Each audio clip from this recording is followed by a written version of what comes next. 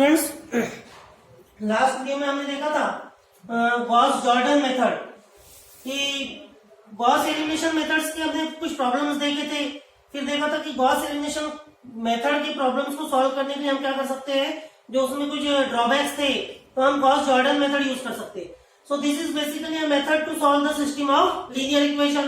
तो that process we have seen कि steps क्या है। आज हम देखने जा रहे हैं problems on Gauss Jordan method, जिसमें एक प्रॉब्लम हम लेंगे, solve the following system of Gauss Jordan method.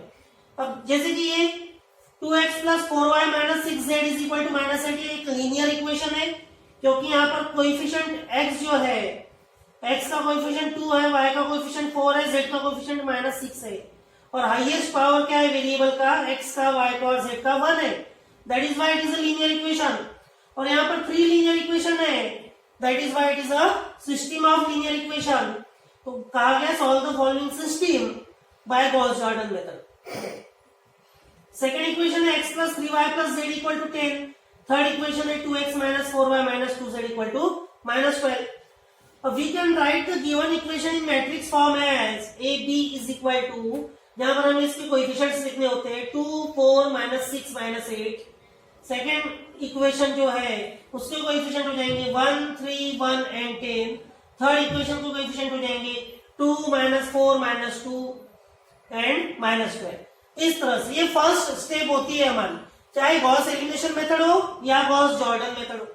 उसके बाद हम क्या करते हैं गॉस जॉर्डन मेथड में, use the following row transformation to make a21 and a31 0। मतलब इनके कोएफिशिएंट हमें 0 बनाना है, a21 and a31 के, तो उसके लिए हम रो ट्रांसफॉर्मेशन करते हैं जैसा सेम हम गॉस एलिमिनेशन मेथड में करते हैं, बस उसी तरह से। तो ये जो फॉर्मूला है ये भी सेम रहेगा यहाँ पर, है ना। जहां पर पाइवोटिंग रो या पाइवोटिंग एलिमेंट क्या होता है, पाइवोटिंग रो की फर्स्ट रो जिसमें हमें ऑपरेशन परफॉर्म करना होता है, पाइवोटिंग एलिमेंट होता है a11, इससे हमें डिवाइड करना है। So row two = row one multiplied by -a21 upon a11 + r2, और रो2 = रो1 मल्टीप्लाइड बाय -1/2 यहाँ पर क्या था, 1 था, सो -1/2 प्लस r2, एंड रो3 = row one multiplied by -a31 upon a11 plus r3, और रो3 = row one multiplied by -1 plus r3।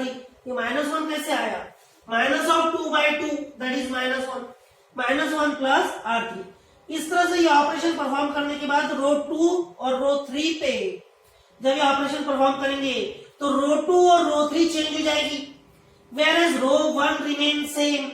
Gauss elimination method में तो आखिरी तक वो सेम ही रहता है रो1, लेकिन गॉस जॉर्डन मेथड में रो1, रो2, रो3 तीनों भी ट्रांसफॉर्म करना पड़ता है हमें, क्योंकि यहाँ पर बैक सब्स्टिट्यूशन फेज नहीं होता है।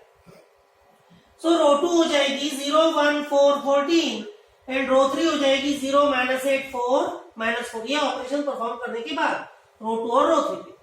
Now use the following row transformation, है ना। अब हम फिर से नेक्स्ट रो ट्रांसफॉर्मेशन कर रहे हैं to make a12 and a32 0। अब a12 और a32 इन दोनों को हम 0 बनाते हैं गॉस जॉर्डन मेथड में। तो वो कैसे करते हैं, रो1 = अब यहाँ पर पाइवोटिंग रो कौन सी है, रो2 की मदद से करना है हमें, रो2 की मदद से रो1 और रो3 के ये दोनों एलिमेंट को 0 बनाएंगे। सो पाइवोटिंग रो है रो2 और पाइवोटिंग एलिमेंट है a22, ये अपॉन में डिवाइड होता है, देखो दोनों जगह। So row one = row two multiplied by -a12 upon a22 plus row one, और row one = r2 multiplied by -4 plus r1। -4 कैसे है, a12 upon a22, a12 upon a22, 4 upon 1, -4 upon 1, that is -4 plus r1, and रो3 = रो2 multiplied by -a32 upon a22 plus r3, -8 upon 1, that is 8. So रो3 = रो2 multiplied by 8 plus r3। इस तरह से रो3 भी transform हो जाएगी, तो ये दोनों एलिमेंट अब 0 हो जाएंगे इस तरह से। 2, 0, -22 64, 0, 1, 4 14, 0, 0 36 108। अब ये दोनों एलिमेंट 0 हो गए। अब नेक्स्ट केस में हम क्या करते हैं, इन दोनों एलिमेंट्स को 0 बनाते हैं, ठीक है। Now make following row transformation to make A13 and A23 0. A13 और A23 को हमें 0 बनाना है ना? A13 एंड A23 को 0 बनाना है, तो यहाँ पर पाइवोटिंग रो कौन सी हो जाएगी? रो 3, और पाइवोटिंग एलिमेंट हो जाएगा A33, इससे डिवाइड कर रहे हैं A33 से हम। So row 1 is equal to row 3 multiplied by minus of A13 upon A33 plus row 1, और row 1 is equal to row 3 multiplied by 11 upon 18, ठीक है? A13 upon A33, A13 upon A33, A13 upon A33, ठीक है? तो हो जाएगा 11 upon 18, 22 upon 36, minus of minus 22 upon 36, उसको cut करेंगे तो क्या हो जाएगा? 11 अपॉन 18 प्लस रो 1, तो ये रो 1 इस तरह से ट्रांसफॉर्म हो जाएगी।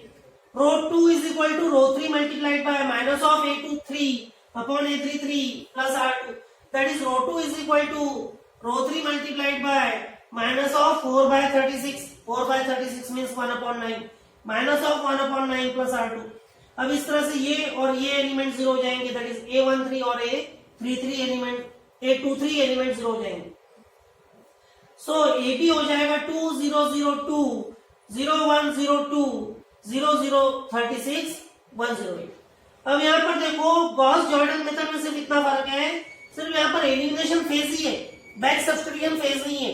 तो हम यहाँ क्या करते हैं, फर्स्ट रो में सिर्फ x रहने देते हैं, पहला वाला एलिमेंट, बाकी y और z जो सेकंड थर्ड एलिमेंट है उसको 0 बना देते हैं। सेकंड रो में सिर्फ y वाला एलिमेंट रहने देते हैं, x और z को हम 0 बना देते हैं, और थर्ड रो में x और y वाला एलिमेंट 0 रहने देंगे और x और y को 0 बना देंगे, z एज इट इज रहने देंगे।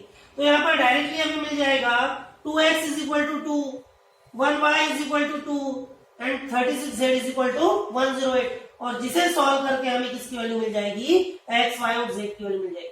तो हम इसे मैट्रिक्स फॉर्म में जो लिखा है उसे इक्वेशन में या एक्सप्रेशन फॉर्म में ऐसा लिख सकते हैं, 2x is equal to 2, 2x plus 0 is equal to 2, that is 2x is equal to 2, y plus 0 is equal to 2 and 36z is equal to 108, and solving the above equations we get 2x is equal to 2 means x is equal to 1, y is equal to 2 directly आ गया है, 36z is equal to 108, that is z is equal to 108 upon 36, 108 upon 36 means what? 3।